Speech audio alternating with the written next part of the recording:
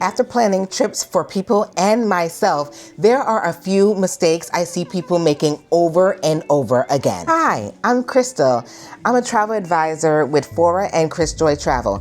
I help clients plan their vacations, all while balancing my own 9-to-5 government job and motherhood. After planning trips and traveling myself, as you saw, there are a few travel mistakes I see people making over and over again. And the crazy part is most of these mistakes end up costing people money, more stress, and the worst travel experiences.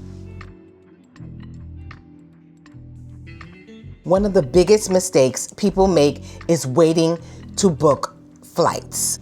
A lot of travelers think flights will get cheaper the closer it gets to the trip, but most of the time, that's not true. Flights usually increase as demand goes up, okay? The sweet spot for booking flights is usually about 2 to 4 months within advance for most trips. And if you're traveling domestically, that could range about the 2 to 4. If you're traveling internationally, that's gonna range from 4 to 6 months in advance. Waiting last minute can mean paying hundreds more for the same exact seat. And trust me, I have done that a couple of times. Another mistake I see is constantly overpacking. And I'm guilty of this. Crazy, right? People pack like they're going to another country instead of going on vacation. And then they end up dragging their heavy luggage everywhere, okay? When I travel, especially for shorter trips, and I'm learning this, I have to keep telling myself, Crystal, you're only going away for 4 days, 3 nights. You don't need outfits for 8 days of the trip. So for those shorter trips, I try to pack outfits that mix and match. Maybe like a travel capsule wardrobe, 4 tops and maybe 2 interchangeable bottoms, and then obviously if I'm going out for dinner or somewhere nice, I may have about like 2 dresses. Not too bad, right? And remember, less luggage means less stress at the airport, less stress for transportation, and more flexibility, because that's what we want. A lot of travelers try to plan every single hour of the trip. Again, I'm guilty of this, but I see it all the time. They want to see everything, they want to do everything, they want to eat everywhere, but there's no downtime whatsoever. And when your itinerary is too packed, the trip starts to begin or feel like work instead of vacation. And although I'm guilty in being dubbed the excursion queen, I still like to leave space in my schedule so I can actually enjoy the destination, chill out at the beach, maybe, go to the bar at the resort or the hotel, chop it up with just a few people.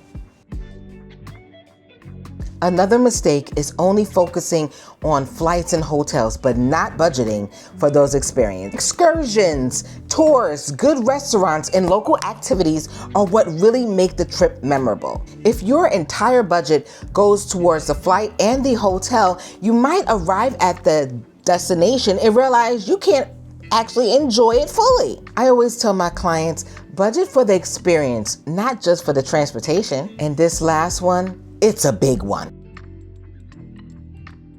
A lot of people delay trips because they're waiting for friends, they're waiting for family, or the perfect group to travel with. And sometimes, or most of the time, that trip never happens. And trust, I know about this all too well. And some of my best trips end up being the best because it was solo. And just like the Jamaica and Puerto Rico trip, those were solo. Because traveling alone can actually give you that freedom to do exactly what you want.